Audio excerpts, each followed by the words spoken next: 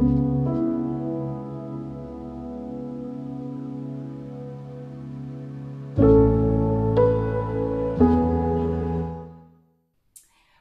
et bienvenue dans ma nouvelle vidéo. Aujourd'hui on va parler des vacances à la mer, de tout ce qui est en rapport avec la mer et on va essayer de voir ensemble les choses que vous pourriez mettre dans votre sac qui a priori sont pas évidentes, comment vous pourriez organiser votre séjour en termes d'entretien du corps et des cheveux, et ensuite on verra ensemble comment vous pouvez réparer un petit peu les dommages causés pendant vos vacances à vos cheveux et aussi à votre peau, comment vous pouvez entretenir votre bronzage. Alors on va pas traîner parce que je sais que les introductions sont toujours longues et chiantes, on va dire les choses. Donc on va commencer par les différents éléments que vous pourriez mettre dans votre sac, que moi je vous conseille vraiment de mettre dans votre sac, mais qu'on oublie souvent parce que voilà, la plage c'est souvent, ou même la piscine, ça dépend d'où vous allez, mais on va rester sur le thème de la plage. On pense souvent à la chaleur, à l'eau, etc., etc. et on oublie certaines choses. Je vous dis ça parce que il y a quelques semaines, je suis partie dans le sud et à ce moment-là, en région Rhône-Alpes, là où je vis, il faisait pas beau du tout, mais vraiment pas beau du tout. Il grêlait, il faisait froid, etc. Et j'avais qu'une envie, c'était de partir. Vraiment, c'était de partir et de partir loin à la plage. Sauf que malheureusement, quand je suis arrivée sur place, en fait, il faisait pas beau non plus. Enfin, il faisait pas dégoûtant, mais il faisait pas hyper beau non plus. Il faisait pas hyper soleil. Il y avait du vent et c'était pas foufou. Et donc, je me suis retrouvée un peu avec le bec dans l'eau. Donc, certains éléments que je conseille à mettre dans son sac, déjà, ce sont des vêtements chauds. Alors, c'est dur à dire, dans le sens que c'est pas hyper logique, mais je vous conseille vraiment de le faire. Donc, des vêtements chauds, quand je dis des vêtements chauds, ça peut être déjà, je vous conseille de prendre un pantalon. Donc, un pantalon ou un legging. Le legging, c'est plus léger et c'est moins encombrant dans votre valise. Donc ça s'enroule plus vite et ça se met dans un coin de la valise, donc c'est vraiment pas encombrant ni volumineux, et pour autant ça change une vie quand vous êtes sur place et que vraiment il fait pas beau et que vous voyez vraiment pas porter des shorts ou des jupes. Et vraiment on n'y pense pas parce qu'on se dit bon, je vais à la mer, vraiment je vais profiter du soleil et tout, et en fait c'est le genre de truc qu'on met pas dans son sac. Alors non seulement ça peut vous servir quand il pleut, quand il fait mauvais, etc. mais en plus ça peut vous servir si jamais vous allez faire des excursions, des randonnées. Si vous savez déjà un petit peu que vous allez vous promener ou marcher dans des sentiers où il y a un petit peu de végétation, d'herbe et tout, je vous conseille vraiment, même si vous avez un petit peu chaud, ou des marécages ou des étangs, je vous conseille vraiment de mettre un legging déjà parce que on va parler de la chose la plus commune, c'est bien les serpents, mais aussi les moustiques. Donc vraiment, je vous conseille vraiment de ne pas négliger cet aspect-là. Je vous conseille aussi d'amener une paire de chaussures fermées, donc ça peut être une paire de baskets, etc. si vous ne voulez pas en amener 50. Et aussi des chaussettes, on ne sait jamais, ça peut toujours servir. Autre chose aussi que je vous conseille d'amener, c'est un pull. Alors c'est ça moi qui m'a fait défaut, j'avais pensé à prendre une veste pour sortir le soir, mais en fait le problème c'est que certes c'est bien pour le soir quand il fait un petit peu frais, mais quand vraiment il fait frais, la veste vous la subissez et vous subissez le froid quand même. Donc après moi ça a tout été dans la tête et ça a été un vrai travail mental que d'essayer de supporter le vent et la fraîcheur sans pouvoir rien faire. Puisque pour ceux qui ont l'habitude, vous le savez, pour ceux qui l'ont moins, je vous le dis, vous allez sur des sites touristiques, donc vous allez avoir accès à des boutiques forcément, mais en fonction de la popularité de l'endroit où vous allez et en fonction aussi du type de boutique que vous allez rencontrer, vous n'allez pas pouvoir vous en sortir. Ou vous allez pouvoir vous en sortir, ça dépend. Par exemple, moi je sais qu'il y avait des boutiques, il y a des boutiques là où je suis allée, mais ce sont des boutiques d'été, de plage. Il n'y a absolument pas de pantalon, on vend absolument pas de pull, on part du principe que ce sont des boutiques de plage et que du coup on est là pour vendre des vêtements qui vont avec le thème. Donc pour le coup moi je ne pouvais même pas compter sur les boutiques du coin, c'est pour ça que je vous conseille vraiment d'anticiper. Certes un pull ça prend un peu de place, mais je vous promets que Vraiment, ça peut changer la donne parce que plutôt que de rester enfermé dans sa chambre d'hôtel parce que vous ne pouvez pas sortir, ce qui n'a pas été mon cas parce que je vous dis encore une fois, c'était tout dans la tête. Du coup, vous avez un plan B. Voilà.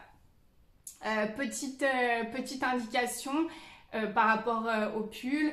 Vous prenez le pull que vous voulez, mais après, sachez une chose pour ceux qui ne le savent pas, la couleur blanche et les couleurs un peu fluo, ça fait ressortir le bronzage, même si vous n'êtes pas hyper bronzé, ça peut faire ressortir les choses. Et même en temps normal, l'été, c'est toujours cool d'avoir deux, trois pièces blanches, même si elles ne sont pas toutes blanches, pour pouvoir faire ressortir votre potentiel bronzage. Voilà.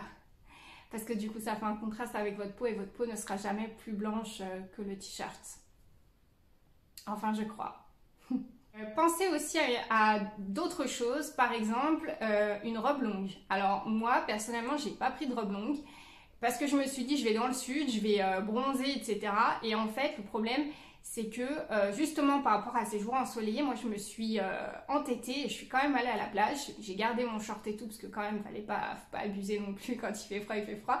Mais du coup, c'est là où j'ai pris tous les coups de soleil. Donc sur 2 jours, j'ai pris le plus de coups de soleil. Pour le coup, ma peau a été vraiment brûlée. Vraiment, vraiment brûlée. Ne vous méprenez pas, c'est pas parce qu'il y a des nuages et qu'il fait un peu de vent dans les endroits un peu côtiers ou sur les plages que vous ne bronzez pas. Au contraire, c'est là où vous brûlez le plus. Parce que les gens comme moi ne se mettent pas de crème solaire parce que il fait pas beau et du coup ça pardonne pas. Je vous conseille, on en revient à nos moutons, je vous conseille de choisir et d'amener une robe longue. Pourquoi? Déjà parce que c'est la mode pour commencer, mais surtout parce que le jour où vous vous retrouvez avec des coups de soleil, et notamment comme moi sur tout le corps, parce que littéralement j'en avais sur tout le corps de coups de soleil, et en fait c'est le plus pratique. C'est-à-dire que non seulement ça vous couvre le corps, vous prenez pas des coups de chaud avec le soleil qui vous retape au-dessus, puisque tout est couvert. Ça reste quand même très ample, donc c'est beaucoup moins douloureux. Ça ne colle pas à votre peau comme un legging ou comme un t-shirt, tout ce que vous voulez. Ça laisse un petit peu circuler l'air, etc. sur votre peau aussi, puisque ça bouge et ça laisse circuler l'air vu que ça passe un peu en dessous. Donc c'est hyper agréable. Et donc voilà, je vous conseille vraiment quand même de prévoir une robe longue, même si de base c'est pas forcément votre style ou quoi. En termes de praticité, si jamais vous devez vous retrouver avec des coups de soleil, notamment sur les jambes, franchement vraiment je vous le conseille. Vous pouvez repartir sur des shorts, etc. Mais le problème, c'est que ça va retaper dessus. Et moi, je me rappelle, j'étais à la plage sur la fin de mon séjour, en train de bronzer. Et j'avais des jambes rouge tomate. Mais vraiment rouge tomate. C'était juste horrible. Horrible, horrible, horrible. Et ça brûlait parce que forcément, ça tapait dessus. Donc, je me retrouvais avec des jambes toutes blanches. Parce que pour le coup, là, je me mettais de la crème solaire, mais c'était bien trop tard. Mais donc pour le coup, voilà, je vous le dis, j'aurais sûrement apprécié une robe longue à ce moment-là. Autre chose aussi, et là ce sera plus par rapport aux filles et par rapport aux filles qui voyagent toutes seules, parce que si vous voyagez entre amis ou en famille, il n'y a pas vraiment de problème, dans le sens personne ne viendra vous embêter, mais vraiment pour les filles qui voyagent toutes seules, je vous conseille d'utiliser une méthode simple par rapport aux shorts, parce que le haut c'est, voilà, ça reste un haut, mais par rapport aux shorts c'est un peu plus problématique. Donc je vous conseille, pour celles qui aiment bien s'habiller un peu court, un peu sexy, etc., de prendre avec vous 2 shorts. Un short avec une longueur raisonnable, un peu, un peu trop longue, et un short court ou complètement destroy, etc. Et ensuite de porter tout simplement dans un premier temps votre short standard, de voir comment les filles s'habillent autour de vous sur 1 ou 2 jours sur le site où vous êtes, et de regarder comment aussi les gens se comportent autour, les réactions, etc. Donc, du coup, en fonction de la tolérance et de l'ouverture d'esprit que les gens auront envers vous, déjà rien qu'avec votre short, et puis en observant un minimum, vous pourrez ou non passer à ce que j'appelle un poum poum short. Voilà, tout simplement. C'est un petit peu les règles de survie des filles qu'on met en place même quand on se déplace, voilà. Mais je vous déconseille de vous lancer sur un poum poum short, comme je le dis, sur un site que vous ne connaissez pas, avec des gens que vous ne connaissez pas. Et je pourrais même moi dire que moi, l'endroit où je suis allée d'habitude, j'ai jamais aucun problème cette année. J'ai commencé à avoir des remarques. Alors pas méchante, on m'a pas suivi et tout, mais c'est la première fois en de nombreuses années que j'ai entendu quelque chose. Sur la plage, c'est resté sympa, même en étant toute seule. Moi, je me mets toujours à côté de femmes topless.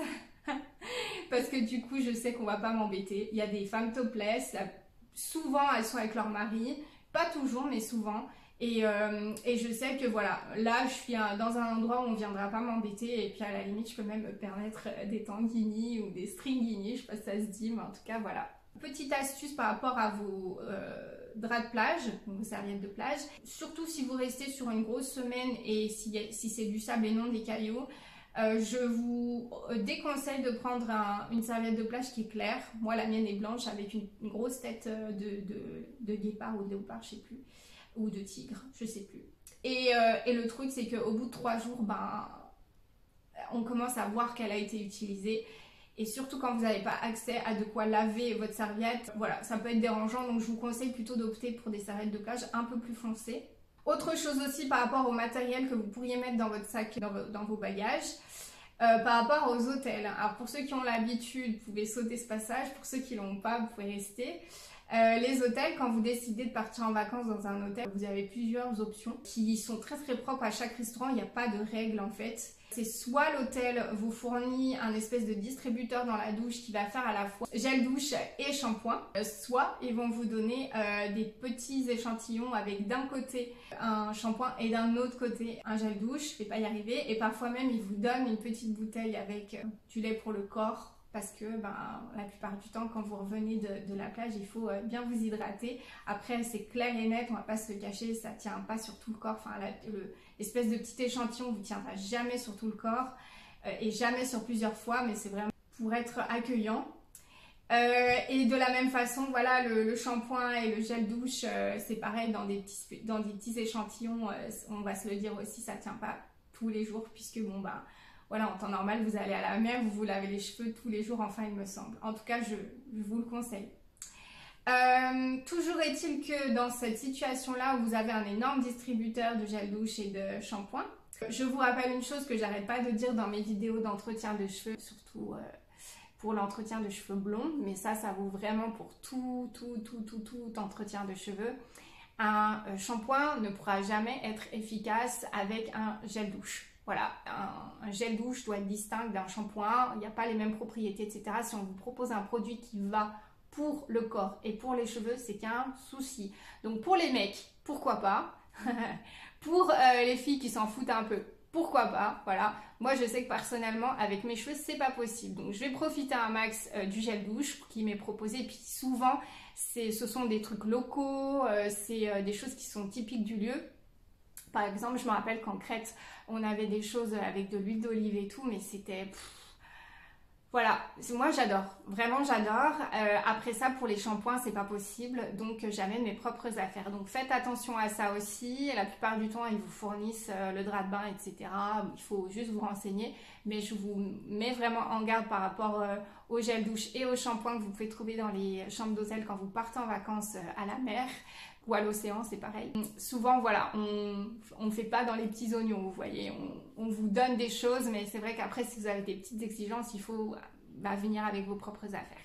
Alors ensuite, on va passer à comment ça se passe sur le site, comment vous pouvez faire pour protéger au mieux vos cheveux et prendre soin de votre corps aussi un maximum. Alors, par rapport à vos cheveux, on va commencer par les cheveux parce que ça va être le plus rapide. Je vous conseille déjà d'acheter un spray de filtre solaire que vous allez vous asperger sur les cheveux et de manière régulière. C'est-à-dire que même si vous n'allez pas dans l'eau, ça va protéger vos cheveux et faire en sorte qu'ils ne s'assèchent pas. La plupart du temps, ils sont résistants à l'eau, donc c'est très très bien. Mais encore une fois, il faut s'en mettre régulièrement comme de la crème solaire. En parlant de crème solaire, on va rebondir sur la crème solaire. Je vous conseille, petite astuce, de vous en mettre le matin, de prendre 5 minutes pour vous en mettre sur tout le corps le matin. Déjà parce que ça hydrate votre peau et votre peau elle a l'air beaucoup plus nourrie, ça la protège, mais aussi au moins comme ça c'est fait. Donc vous pouvez faire vos excursions, aller dans l'eau, etc. Et au moins c'est fait. Rappelez-vous que normalement de la crème solaire on en met, j'ai bien dit normalement toutes les 2 heures. Au bout de 2 heures c'est prouvé que voilà ça fonctionne plus. En tout cas plus plus correctement. Donc, s'en mettre le matin et juste le matin, ça n'est pas suffisant. C'est juste un gain de temps. Et puis au moins comme ça, vous n'avez pas à vous coller du sable de partout une fois à la mer. Par rapport aux cheveux, donc je continue. Donc vous mettez votre spray sur les cheveux, filtre, etc. Par rapport à la mer, vous savez, en tout cas les filles savent, que le chlore et le sel de mer, ça fait des espèces de blocs de cheveux. Et c'est impossible à les faire, impossible à démêler. Conclusion, pour les filles qui ont les cheveux comme moi, donc aussi longs que moi, voire un peu plus longs, vous pouvez tout à fait vous faire des tresses. Je vous déconseille plus long que moi de les laisser longs parce que du coup ça va faire des blocs, vous allez vous ramasser des nœuds, vous allez perdre la moitié de votre chevelure. Je vous déconseille aussi de vous faire des espèces de kikis sur la tête avec des élastiques parce que moi j'ai fait l'essai, quand j'enlève l'élastique je perds aussi la moitié de ma chevelure. Donc, de deux choses l'une, soit vous vous laissez les cheveux longs parce que vos cheveux sont courts, soit vous vous faites des tresses avant de plonger dans l'eau, et non après parce que c'est impossible après. Donc des tresses, donc soit des tresses standards, soit des tresses plaquées, 1, 2, 3, ce que vous voulez. Je vous déconseille de vous faire des couettes aussi, parce que c'est pareil, les nœuds sont là, enfin bref, et c'est pareil, ça demande un élastique, en tout cas ici, donc c'est horrible, horrible. Donc voilà, l'astuce en tout cas pour aller se baigner, je vous conseille vraiment de vous faire des tresses et de ne pas les toucher, en tout cas tout le temps que vous vous baignez. Si vous pouvez régulièrement, voire même à chaque fois que vous sortez de l'eau, de prendre une douche, en tout cas sur les cheveux, de vous rincer les cheveux à chaque fois pour enlever l'excédent de chlore ou de sel, puisque ça fonctionne aussi pour la piscine, cette procédure entre guillemets. Donc vous allez au fur et à mesure vous rincer les cheveux, retourner dans l'eau, etc., etc. Et à la fin de la journée, vous retournez dans votre chambre d'hôtel, vous allez dans la douche et là, donc, vous vous rincez les cheveux en utilisant un petit peu d'eau chaude pour ramollir vos cheveux et là, seulement là, vous pouvez essayer d'ouvrir votre tresse et de la défaire pour perdre un minimum de cheveux. Vous lavez les cheveux, mais vous prenez bien le temps de bien vous les rincer, l'histoire de bien tout enlever ce qu'il y a dessus. Ensuite, vous lavez les cheveux. Un démêlant si vous en avez besoin, un après-shampoing si c'est plus facile pour vous et n'oubliez pas de faire un masque parce que c'est très important de faire un masque. Et si jamais vous voyez que vraiment vos cheveux ont bien morflé, ont bien ramassé, n'hésitez pas à refaire un masque pendant votre nuit de sommeil. Alors après, je sais qu'il y a des gens qui ont du mal avec les odeurs un peu fortes parce que certains masques ont des odeurs de fruits, etc. Mais dans ces cas-là, prenez un masque avec une odeur assez neutre, ça existe. Et pour le coup, voilà, vous remontez vos cheveux, vous bloquez avec une pince et le lendemain matin, vous vous rincez les cheveux et voilà, vous êtes bonne pour la journée. Même si vous allez les ruiner la journée suivante, au moins il y a une certaine routine qui se met en place et au moins vos cheveux vous les préservez un minimum. N'hésitez pas aussi à les protéger avec un chapeau, une casquette parce que ça aussi c'est important. On va passer au corps. Alors le corps, donc je vous l'ai dit, je vous conseille de vous mettre de la crème solaire le matin, d'en remettre régulièrement, ne faites pas comme moi.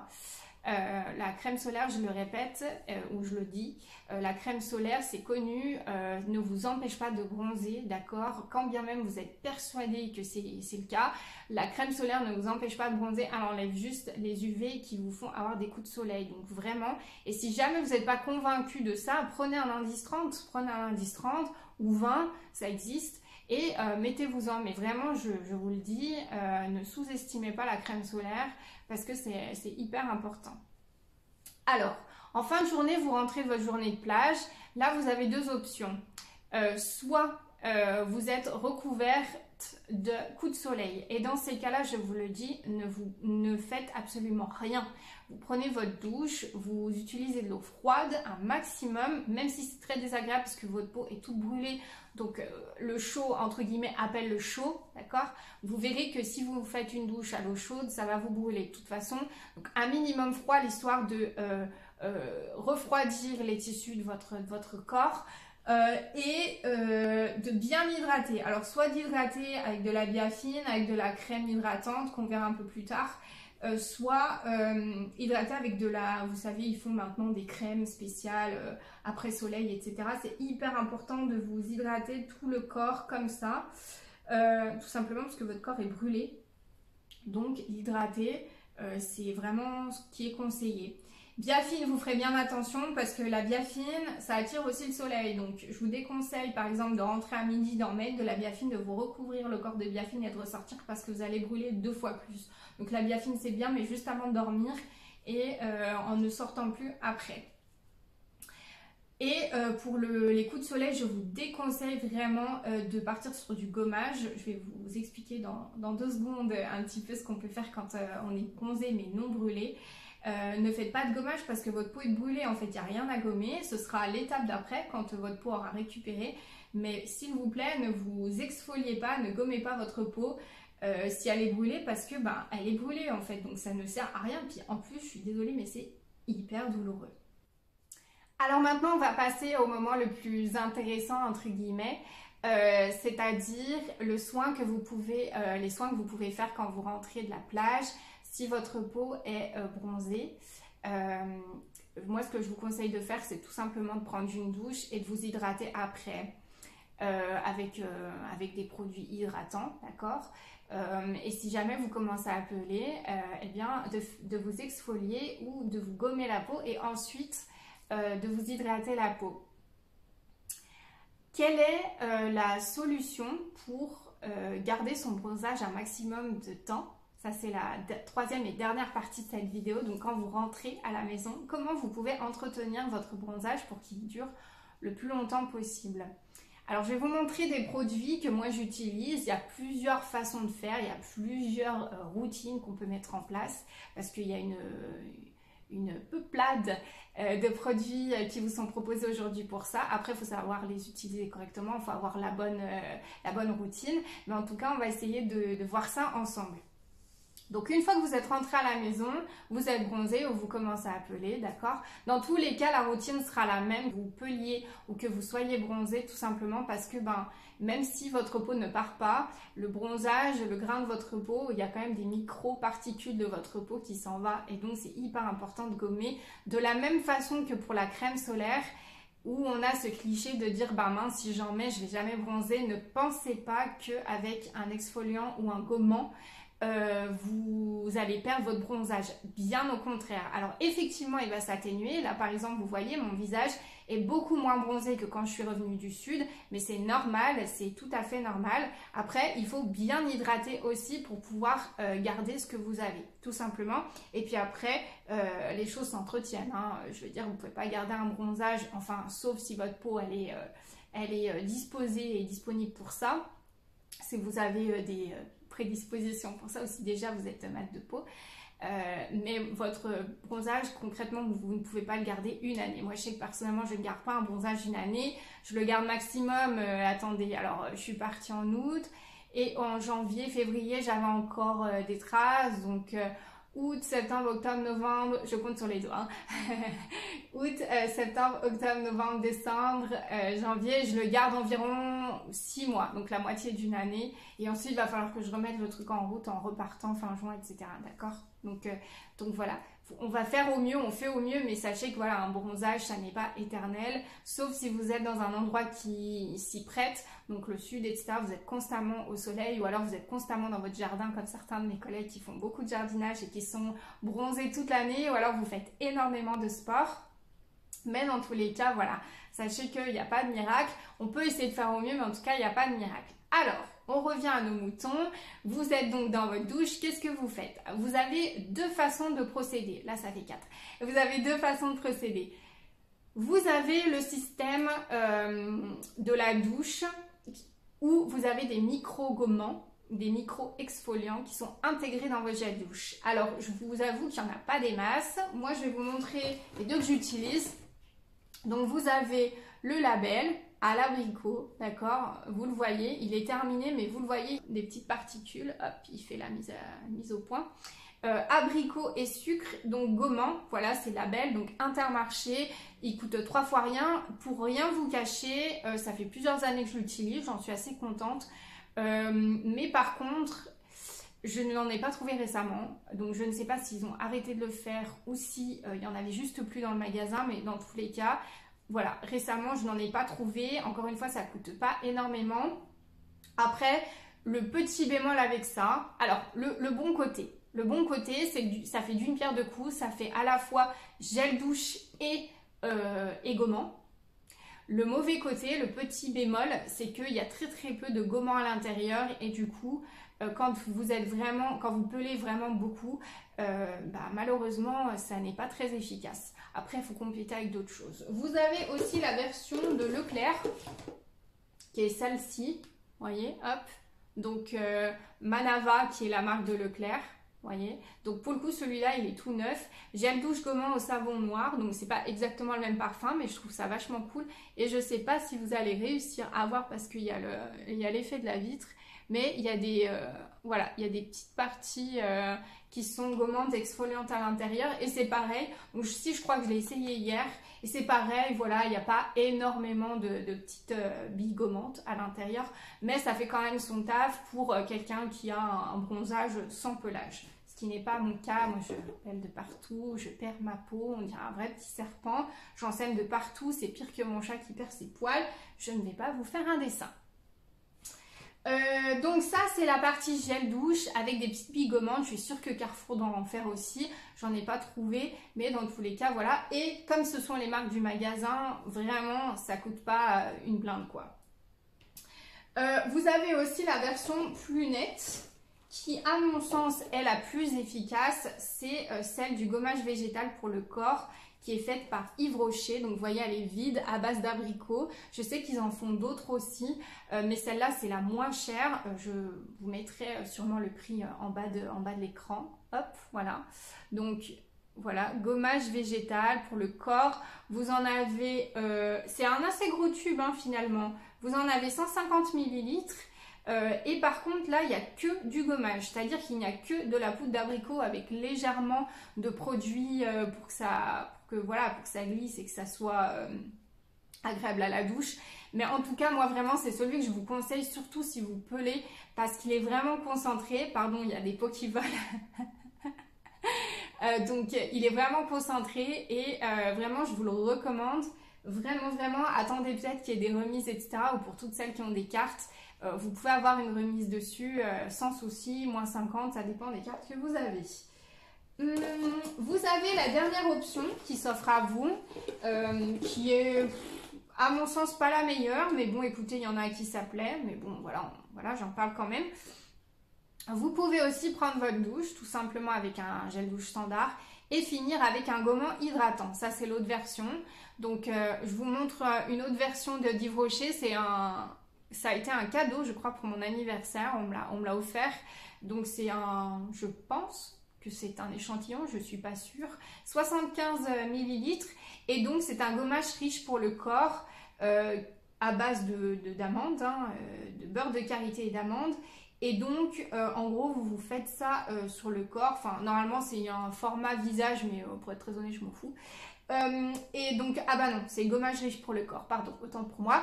Et donc en fait, vous appliquez ça après votre gel douche qui est censé hydrater. Vous voyez, il y a une partie blanche, vous voyez des petites taches noires, ce sont les grains gommants et le reste c'est hydratant.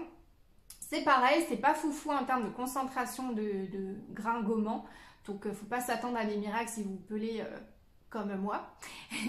Et en termes d'hydratation, c'est pareil, ça fait le taf si jamais vous êtes juste bronzé, mais pareil, si vous commencez à peler, je suis pas sûre que ce soit le top du top, d'accord? Il faudra rajouter de la crème derrière, en tout cas quand vous êtes au sec. Il y en a un autre aussi que j'ai, c'est les Palmer's. Donc celui-là, il est très vieux. Gommage corporel au beurre de cacao. Donc vous voyez là, il y aura juste une fin. Et c'est pareil, donc là, c'est plus sous forme de crème, enfin de pâte, plutôt que de crème, donc c'est un peu plus solide et c'est pareil, il n'y a pas des masses de grains ou alors ils sont tout petits et c'est pas foufou et c'est pareil en termes d'hydratation, on n'est pas au top du top. Si jamais vous avez opté pour le gel douche gommant ou quoi que ce soit et que vous n'êtes pas satisfait, voilà, vous avez toujours la possibilité de vous hydrater la peau, finir votre douche avec toutes ces étapes. Vous pouvez tout à fait choisir de faire le gel douche avec le gommage, l'hydratation avec le gommage, ça marche, tout marche, si jamais vraiment vous voulez en mettre des couches. Vous pouvez passer par ce système-là. Moi, j'avoue que c'est révolutionnaire. Je l'utilise surtout l'hiver. Oui, l'hiver, mais je l'utilise aussi l'été quand j'ai pas le temps. Donc, c'est un lait corps pour sous la douche. Il n'est pas si évident à trouver. Enfin, moi, je sais qu'il y a des fois où j'ai énormément de mal à en trouver. Qui est fait par Nivea. Maintenant, je sais que les magasins ont leur propre marque. Et donc, ça s'active sur la peau humide. C'est-à-dire que vous devez prendre votre douche. Voilà, vous devez prendre votre douche, votre peau doit être humide et vous massez sur votre peau, voilà. Et vous repassez un coup d'eau pour bien rincer, mais il ne faut pas non plus frotter et il faut quand même que ça laisse une pellicule. Donc pour toutes les personnes qui ont du mal avec ce côté un peu collant, avec ce côté un peu j'ai encore quelque chose sur la peau, ce n'est pas pour vous. Clairement, ce n'est pas pour vous. Mais en tout cas, je sais que moi, ça me fait gagner du temps, c'est assez efficace. Là, pour le coup, comme je pèle assez, ça m'aide pas des masses, mais ça fait gagner du temps. Par rapport donc maintenant au côté hydratant, et ce sera la dernière partie de cette vidéo, vous pouvez prendre n'importe quelle crème, n'importe quel lait crème hydratant que vous voulez, que ce soit en pharmacie, que ce soit ailleurs. Je sais que La Roche-Posay en fait, je sais qu'il y en a plein qui en font. Gardez bien en tête une chose, c'est qu'en dehors du côté hydratant, le fait de faire des mouvements sur ses jambes et particulièrement les cuisses et le fessier avec une crème, que ça soit du gel, du lait, ce que vous voulez, transparent ou pas, enfin bref on s'en fout. L'idée c'est que le fait de faire tous ces mouvements et de masser, eh bien ça vous permet de lutter contre la cellulite et la peau d'orange qui est la même chose en soi. Et les vergetures, voilà, mais surtout la cellulite, parce qu'en fait vous massez votre peau et vous faites ce qu'une masseuse ou ce qu'une esthéticienne ferait pour vous, sauf que si vous le faites tous les jours, ben ça vous bouge tout ça. Associé à un peu de sport et d'une bonne alimentation, je vous promets que la cellulite, je dis pas que vous en aurez plus, mais elle sera bien réduite. Alors, je vais vous donner les produits phares que moi j'utilise en hydratation. Mon petit chouchou, c'est le lait corps au lait d'ânesse bio qui m'a été offert par ma voisine. Voilà. Et je trouve que c'est vraiment chouette, qui est made in France en plus. Mais moi, ça me fascine vraiment tout ce qui est à base de lait d'ânesse, etc. C'est peut-être un mythe, c'est peut-être ce que vous voulez, mais moi, voilà, c'est quelque chose qui me fascine énormément et que j'aime beaucoup. J'ai vraiment l'impression d'avoir ce côté cocooning, même si c'est peut-être purement psychologique, mais en tout cas, voilà, j'apprécie beaucoup. C'est un petit truc en plus, des petits goûts de chic un petit peu, mais en tout cas, j'aime beaucoup. Vous avez d'autres crèmes, alors je ne vais pas toutes vous les sortir, je vais vous sortir les principales. Vous avez encore Yves Rocher, voilà, Yves Rocher, donc je n'ai pas du tout de quoi que ce soit de partenariat avec Yves Rocher, mais j'aime beaucoup ce qu'ils font très souvent. Le maquillage c'est autre chose, mais en tout cas pour le corps j'aime beaucoup. Le shampoing on n'en parlera pas non plus. Donc là c'est framboise menthe poivrée, donc les corps énergisants, vous vous en fichez, hein, énergisant je sais pas quoi là, ça c'est purement du marketing, mais en tout cas voilà, je sais que quand j'aurai fini mes autres petits laits, du coup je m'attaquerai à celui-là, et c'est pareil, vous mettez sur tout le corps, vous n'hésitez pas à passer et à insister sur les endroits où vous pelez pour pouvoir enlever. Je vous déconseille, soit dit en passant, de tirer sur les peaux de vos pelages, si je peux le dire comme ça, parce que clairement je vois pas l'intérêt. Ça élargit la zone où vous allez être plus clair, puisque votre peau enlevée va amener une zone plus claire que le reste de votre peau. Parfois c'est douloureux, donc je vous conseille vraiment de laisser comme ça, enlever ce que vous avez enlevé sous la douche et tout, et hydratez bien avec une crème. Donc là une crème d'Yves Rocher.